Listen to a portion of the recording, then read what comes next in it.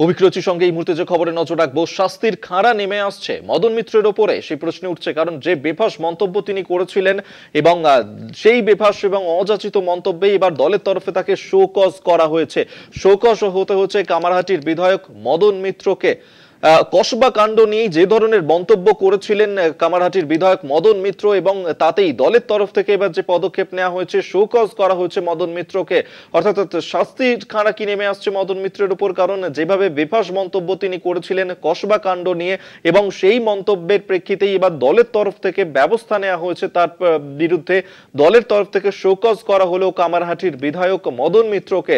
আপনারা জানেন যে মদন মিত্র কসবা কাণ্ড নিয়ে যে ধরনের বক্তব্য রেখেছিলেন, এবং সেই বক্তব্যের প্রেক্ষিতে এবার দলের তরফ থেকে তাকে সাসপেন্ড করা হয়েছে।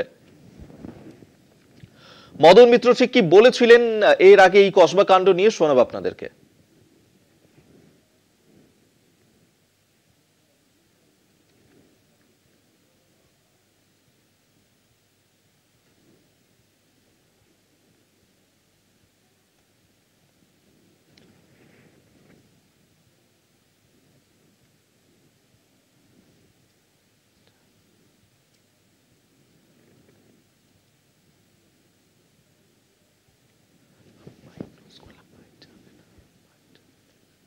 जो बोलना है वो हमारा पार्टी बताएगा। पार्टी छोड़ के कोई बात नहीं है। I don't like to make any public statement. Whatever has to be said, it will be the statement will be made by the party leadership. না আমি এখনো কিছু পাইনি, যদি কিছু পাই উত্তর দেবো। दल तो आमद दल, अबे हम मेरा तो कुछ मिला नहीं। जब दल मिलेंगे कोई खत आएगा तो जरूर, ये तो हमारा पार्टी का बात है। I will talk inside, not to the press. আমরা শুনলেন যে মদন মিত্র তিনি যদিও বলছেন যে এখনো পর্যন্ত তিনি এই ধরনের কোনো নোটিশ তিনি পাননি। আমরা এই নিয়ে সরাসরি কথা বলবো। নিউজরুম থেকে আমাদের সঙ্গে রয়েছেন প্রতিনিধি অরিত্র ঘোষ। অরিত্র, কসবা কাণ্ড নিয়ে মদন মিত্র যে মন্তব্য করেছিলেন তার প্রেক্ষিতেই এবার দলের তরফ থেকে পদক্ষেপ নেওয়া হয়েছে, যদিও মদন মিত্র তিনি বলছেন এই বিষয়ে তিনি এখনো কিছু জানেন না।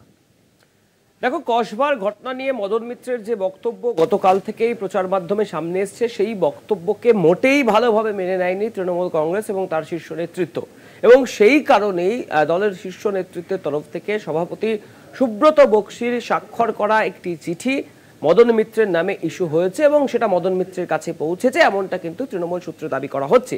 সেই চিঠিতে স্পষ্টত বলা হচ্ছে যে অযাচিত অপ্রয়োজনীয় মন্তব্য এবং জিরো টলারেন্স নীতি নেয় তৃণমূল এই ঘটনার ক্ষেত্রে। সেই ঘটনার কথা উল্লেখ করে মদন মিত্রকে চিঠি পাঠানো হয়েছে, শোকজ লেটার পাঠানো হয়েছে, এবং সেই শোকজে 3 দিনের মধ্যে জবাব দিতে বলা হয়েছে, অর্থাৎ 72 ঘন্টার মধ্যে। কিন্তু এখানেই যে মদন মিত্রের স্বস্তি বা মদন মিত্র জবাব দিলেই যে তিনি স্বস্তি পাবেন এমনটা মনে করার কোনো কারণ নেই। তার কারণ একটি সূত্রের দাবি যে এরপরে এই বেফাস অযাচিত মন্তব্য একদিন নয়, বারংবার বিভিন্ন মন্তব্য যেগুলি তিনি করেছেন, সেই মন্তব্য যথেষ্ট বিড়ম্বনায় ফেলেছে দলকে, এবং দলের যে গাইডলাইন বা দলের যে জিরো টলারেন্স নীতি, সেই নীতির বিপক্ষে যাচ্ছে মদন মিত্রের বক্তব্য। সেই কারণেই এবার হয়তো বড় সড়ো কোনো শাস্তির খাড়া নেমে আসতে পারে মদন মিত্রের উপরে।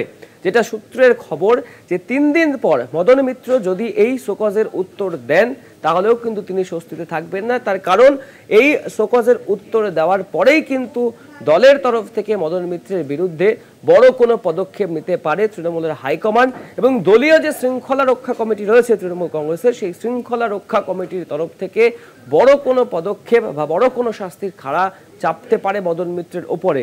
এবং এখানেই যারা রাজনীতির কারবারি বা তৃণমূলের যারা বিশেষজ্ঞ, তারা যেটা বলছেন যে তাহলে কি মদন মিত্রকে দিয়েই শুরু হচ্ছে, কি শুরু হচ্ছে? তার কারণ আমরা যদি দেখে থাকি বিগত দিনগুলিতে তৃণমূলের একাধিক নেতা, বিধায়ক এবং বিভিন্ন তৃণমূল নেতৃত্ব যারা বেফাস মন্তব্য করেছেন, বেলাগাম মন্তব্য করেছেন, বেআব্রু মন্তব্য করেছেন বিভিন্ন ঘটনাকে নিয়ে, বারংবার তৃণমূল হাইকমান্ডের তরফ থেকে তাদেরকে সতর্ক করা হয়েছে যে যারা সংবাদ মাধ্যমের স্পোক পার্সন হিসেবে রয়েছেন বা অফিসিয়াল স্পোক পার্সন যারা রয়েছেন, তারা যে ঘটনার কথা বা যে ঘটনাকে নিয়ে সাংবাদিক বৈঠক করবেন সেটাই দলের লাইন, সেটাই দলের বক্তব্য, সেটাই দলের বার্তা থাকবে। কিন্তু সেসব কিছুর পরে গিয়েও একাধিক নেতা নেতৃত্বকে দেখা গিয়েছে যারা বিভিন্ন বিষয়ে দলের যে লাইন, পার্টির যে লাইন, সেই লাইনের বাইরে গিয়ে বেআব্রু মন্তব্য করেছেন এবং যার ফলে সাময়িক অস্বস্তিতে পড়তে হয়েছে তৃণমূল কংগ্রেসকে। এবার কিন্তু আর সেই সুযোগ থাকছে না, তার কারণ যে বড় শাস্তির কথা ভাবা হচ্ছে তৃণমূলের শৃঙ্খলা রক্ষা কমিটির তরফ থেকে মদন মিত্রের উপরে যে বড় শাস্তির খাড়া আসতে পারে, সেই খাড়া মদন মিত্রকে দিয়ে বা মদন মিত্রের উপরে এই শাস্তির খাড়া দিয়ে বাকি যে সমস্ত নেতা নেতৃত্ব রয়েছেন যারা বেলাগাম মন্তব্য করতে শুরু করেন বিভিন্ন ইস্যু নিয়ে বিভিন্ন ক্ষেত্রে, তাদেরকে একটা কড়া এবং স্পষ্ট বার্তা দিতে চাইছে ঘাসফুল শিবির অর্থাৎ তৃণমূল কংগ্রেসের শৃঙ্খলা রক্ষা কমিটি, এমনটাই সূত্রের খবর। ধন্যবাদ অরিত্র তোমাকে। এতক্ষণ আমরা সরাসরি কথা বলছিলাম নিউজ রুম থেকে, আমাদের সঙ্গে ছিলেন আমাদের প্রতিনিধি অরিত্র ঘোষ।